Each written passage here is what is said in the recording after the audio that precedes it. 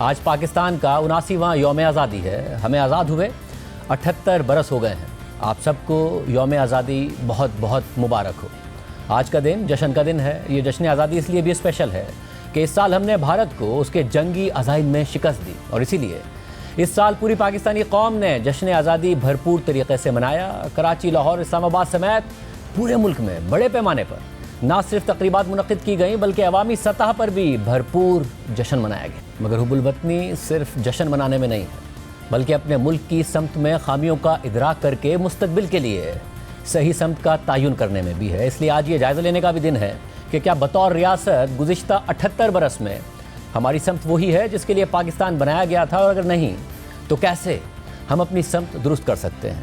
ان 78 سالوں میں بحیثیت قوم ہم نے بہت سی کامیابیاں حاصل کی ہیں، لیکن بہت سے شعبے ایسے ہیں جہاں ابھی ہمیں بہت کچھ کرنے کی ضرورت ہے. اس بات میں کسی کو ابہام نہیں ہے کہ پاکستان کو ایک جمہوری ریاست بننا تھا، مگر کیا ہم 78 سال بعد بھی ایک جمہوری ریاست بن سکے ہیں؟ اس کا جواب واضح طور پر نفی میں ہے. 78 سال کے دوران پاکستان میں 3 فوجی ادوار آئے. کوئی جمہوری وزیر اعظم آج تک اپنی مدت پوری نہیں کر سکا، اور 78 سال بعد صورتحال یہ ہے کہ ہمیں 2018 کے بعد سے ہائیبرڈ رجیم کہا جاتا ہے. خود موجودہ حکومت کے منتخب وزراء اپنی ہی حکومت کو ہائیبرڈ ماڈل قرار دے رہے ہیں اور اس پر خوش بھی ہو رہے ہیں. اس کے علاوہ عالمی اداروں کی رپورٹس بھی پاکستان میں جمہوریت کو کمتر اور ناکافی قرار دے رہے ہیں.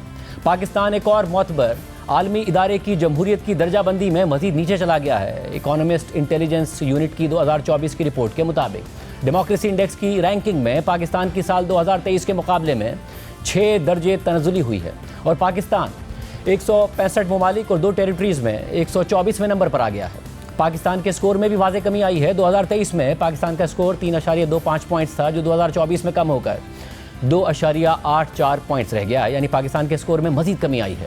اس سکور کی وجہ سے اکانومسٹ انٹیلیجنس یونٹ کی رپورٹ میں پاکستان کو ان 10 ممالک میں شامل کیا گیا ہے جن کے سکور میں سال 2023 کے مقابلے میں سب سے زیادہ کمی آئی ہے اور جمہوریت کے لحاظ سے بدترین کارکردگی دکھائی ہے. صرف یہی نہیں، رپورٹ میں حکومتوں کے 4 درجے بنائے گئے ہیں، جن میں فل ڈیموکریسی، فلاٹ ڈیموکریسی، ہائیبرڈ رجیم اور اتھارٹیرین رجیم کا درجہ بنایا ہوا ہے. اور تشویشناک بات یہ ہے کہ پاکستان کو جمہوریت کے حوالے سے سب سے بدترین درجہ بندی یعنی اتھارٹیرین رجیمز میں رکھا گیا ہے. ساتھ ہی رپورٹ میں گزشتہ سال ہونے والے الیکشن کے بارے میں لکھا گیا ہے کہ پاکستان میں فروری 2024 میں ہونے والے عام انتخابات پر سیاسی جبر اور اتھارٹیز کی مداخلت کے الزامات لگے. اس کے علاوہ جمہوریت کے حوالے سے فریڈم ہاؤس کی رپورٹ بھی جاری ہوئی اور اس میں بھی پاکستان کے 3 پوائنٹس کم ہو گئے ہیں. ساتھ ہی رپورٹ میں آزاد، جزوی طور پر آزاد اور غیر آزاد ممالک کی 3 کیٹیگریز میں پاکستان کو جزوی طور پر آزاد ملک قرار دیا گیا ہے.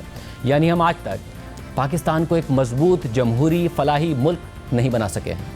ملک کی سیاسی سمت کا ہی تعین نہیں کر سکے ہیں. ملک میں کون سا نظام حکومت ہوگا اس کا فیصلہ نہیں کر سکے ہیں. اس کے ساتھ ہی ہم آج تک اپنی گورننس کو بہتر نہیں بنا سکے ہیں. پاکستان میں اس کے بعد دوسرا سب سے بڑا مسئلہ انتہا پسندی کا ہے، دہشت گردی کا ہے. اس میں بھی مذہبی انتہا پسندی سب سے بڑا مسئلہ ہے. بانی پاکستان قائد اعظم محمد علی جناح نے 11 اگست 1947 کو اپنی تقریر میں پاکستان میں اقلیتوں کے حقوق پر رہنمائی فراہم کی تھی، اور پاکستان کی نوزائیدہ ریاست کے بانی اور پہلے سربراہ کی حیثیت سے اقلیتوں سے کچھ اہم وعدے بھی کیے تھے. مگر اقلیتوں کے حقوق کے حوالے سے آج کے پاکستان کی صورتحال قائد کے وعدوں سے بالکل برعکس ہے. بین الاقوامی ادارے پاکستان میں اقلیتوں کے ساتھ ناروا سلوک کی رپورٹس جاری کر رہے ہیں. ہیومن رائٹس واچ کی 2025 کی رپورٹ میں سال 2024 کے واقعات کا احاطہ کیا گیا ہے. اس رپورٹ کے مطابق ملک میں توہین مذہب کے نام پر ماورا عدالت قتل کیے گئے، اقلیتوں کی عبادت گاہوں کو بھی نشانہ بنایا گیا. ہمارے ملک میں اس الزام کے استعمال سے اقلیتوں کے ساتھ ساتھ خود مسلمان بھی محفوظ نہیں ہیں. رپورٹ کے مطابق توہین مذہب کو مذہبی اقلیتوں کے خلاف تشدد کے جواز کے طور پر استعمال کیا گیا، اور اس سے وہ بے بس ہو کر منمانی گرفتاریوں اور مقدمات کا شکار ہو گئے. توہین مذہب کے الزام پر ہجوم اور خود ساختہ محافظوں کے حملوں میں 4 افراد جان سے گئے. حکومت حملہ کرنے والوں کو انصاف کے کٹہرے میں لانے میں ناکام رہی. جون میں ایک ہجوم نے 36 سالہ شخص کو توہین مذہب کا الزام لگا کر مار ڈالا. مقامی پولیس اس شخص کو بچانے کے لیے مداخلت کرنے میں ناکام رہی. ستمبر میں 2 الگ واقعات میں عمر کوٹ اور کوئٹہ میں پولیس نے 2 ایسے مردوں کو گولی مار کر ہلاک کر دیا جن پر توہین مذہب کا الزام تھا. ستمبر ہی میں ایک عدالت نے شگفتہ کرن نامی مسیحی خاتون کو واٹس ایپ گروپ میں مبینہ طور پر توہین آمیز مواد شیئر کرنے کے الزام میں سزائے موت سنائی۔ ایمنسٹی انٹرنیشنل نے بھی اپنی رپورٹ میں ایسے ہی واقعات بیان کیے۔ ایمنسٹی انٹرنیشنل کے مطابق سال 2024 میں احمدیوں کے خلاف عقیدے کی بنیاد پر کیے گئے ٹارگیٹڈ حملوں میں 6 افراد کو قتل کر دیا گیا۔ مئی میں سرگودا میں ہجوم نے ایک مسیحی خاندان پر قرآن مجید کو جلانے کے الزام میں حملہ کر دیا، جس میں 70 سالہ نذیر مسیح زخمی ہوا اور بعد میں زخموں کی تاب نہ لاتے ہوئے چل بسا۔ جون میں سوات میں ایک مقامی سیاح کو لوگوں کے ایک گروہ نے پولیس حراست سے نکال کر قتل کر دیا۔ ستمبر میں توہین مذہب کے الزام میں گرفتار 2 افراد کو الگ الگ واقعات میں پولیس اہلکاروں نے حراست میں قتل کر دیا۔ 12 ستمبر کو کوئٹہ میں ایک پولیس اہلکار نے حراست میں موجود ایک شخص کو توہین مذہب کے شبے میں قتل کر دیا۔ 19 ستمبر کو عمرکوٹ میں توہین مذہب کے الزام کا سامنا کرنے والے ایک ڈاکٹر کو پولیس اہلکاروں نے ایک جعلی مقابلے میں قتل کر دیا۔ بعد میں اس کی لاش خاندان سے زبردستی چھین کر ہجوم نے جلا دی۔ ایسے واقعات پہلے بھی رونما ہوتے رہے ہیں۔ اسلام آباد کی ایک یونیورسٹی میں ایک ہندو طالب علم کو عید پر زبردستی گوشت کھلا دیا گیا تھا۔ 2017 میں مردان کی یونیورسٹی میں 25 سالہ طالب علم مشال خان پر توہین مذہب کا الزام لگا کر ہجوم نے انہیں بدترین تشدد کا نشانہ بناتے ہوئے قتل کر دیا تھا۔ 2021 میں سیالکوٹ میں ایک سنگین واقعہ پیش آیا جب ایک فیکٹری مینیجر شری لنکا نجات پریانتھا کمارا کو توہین مذہب کے الزام میں زندہ جلا دیا گیا۔ حد تو یہ ہو گئی کہ لاہور میں خاتون کو اس لیے مشتعل ہجوم نے گھیر لیا کیونکہ اس خاتون نے ایک ایسا لباس پہنا ہوا تھا جس پر عربی کا لفظ حلوہ لکھا ہوا تھا، اور پولیس نے ان کی جان بچائی مگر اس خاتون کو معافی مانگنی پڑی۔ اس کے علاوہ پاکستان میں اقلیتی برادری خاص طور پر ہندو لڑکیوں کی جبری شادیاں بھی مسلسل رپورٹ ہوتی ہیں۔ دوسری طرف 29 جولائی کو جاری کی گئی ایمنسٹی انٹرنیشنل کی رپورٹ میں روزگار کے حوالے سے اقلیتوں کی حالت زار کا ذکر کرتے ہوئے لکھا ہے کہ صفائی کا عملہ جو زیادہ تر نام نہاد نچلی ذاتوں اور مذہبی اقلیتوں سے تعلق رکھتا ہے، ذات اور مذہب کی بنیاد پر امتیازی بھرتی اور کام کے طریقہ کار کا شکار ہے۔ پاکستان کا ایک اور بہت بڑا مسئلہ عورتوں کے خلاف صنفی امتیاز کا مسئلہ ہے۔ اس حوالے سے جون میں 2 اہم عالمی اداروں کی رپورٹس آئی ہیں۔ ورلڈ اکنامک فورم کی گلوبل جینڈر گیپ رپورٹ 2025 میں پاکستان 148 ممالک میں سے سب سے آخری نمبر پر آیا ہے۔ انٹرنیشنل لیبر آرگنائزیشن کی پاکستان جینڈر پے گیپ رپورٹ 2025 کے مطابق پاکستان میں مردوں اور خواتین کی تنخواہوں کا فرق فی گھنٹہ اجرت کی بنیاد پر تقریباً 25% اور ماہانہ اجرت کی بنیاد پر 30% ہے۔ بڑے جینڈر پے گیپ کے ساتھ ساتھ پاکستان میں خواتین کی ملازمت بھی محدود ہے۔ پاکستان میں مرد اور خواتین کی ملازمت میں فرق 56% پوائنٹس ہے، جو جنوبی ایشیا کے دیگر ممالک کے مقابلے میں زیادہ ہے۔ رپورٹ کے مطابق پاکستان میں اجرتی ملازمین میں خواتین کا حصہ صرف 13.5% ہے، اور دنیا میں کوئی ایسا ملک نہیں ہے جس نے ترقی کی ہو اور خواتین کا اس کی ورک فورس میں اتنا کم کردار ہو۔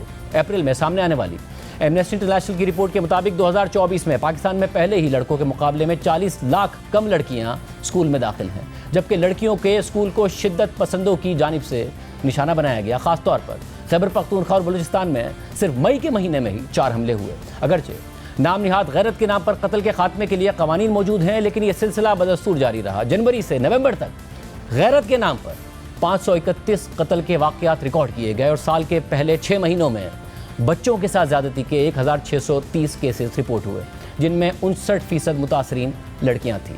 مذہبی اقلیتوں سے تعلق رکھنے والی لڑکیوں کو جبری تبدیلی مذہب اور جبری شادیوں کا سامنا بھی کرنا پڑا، خاص طور پر سندھ اور پنجاب میں۔ اس کے علاوہ پاکستان میں صحافت ہر گزرتے دن کے ساتھ مزید خطرناک ہوتی جا رہی ہے۔ صحافیوں کے حقوق اور پریس فریڈم کے لیے کام کرنے والی عالمی تنظیم کمیٹی ٹو پروٹیکٹ جرنلسٹ یعنی CPJ کے مطابق گزشتہ سال دنیا کے 18 ممالک میں کم از کم 124 صحافی اور میڈیا ورکرز مارے گئے ہیں، جن میں سے 70% سے زائد اسرائیلی کارروائیوں میں مرنے والے فلسطینی صحافی تھے۔ اس کے بعد گزشتہ سال پاکستان اور سوڈان صحافیوں کے لیے سب سے زیادہ جان لیوا ملک ثابت ہوئے ہیں۔ دونوں ممالک میں گزشتہ سال 6 صحافی مارے گئے، اور CPJ کے مطابق پاکستان گزشتہ 3 دہائیوں کے دوران صحافیوں کے لیے سب سے زیادہ خطرناک ممالک میں سے ایک ہے، جہاں 1998 سے لے کر 2024 تک کم از کم 94 صحافی مارے گئے، جو کہ عراق، فلپائن اور میکسیکو کے بعد اس عرصے میں دنیا بھر میں ہونے والی سب سے زیادہ ہلاکتیں ہیں۔ اور حالیہ کچھ عرصے کے دوران پاکستان میں سیاسی غیر یقینی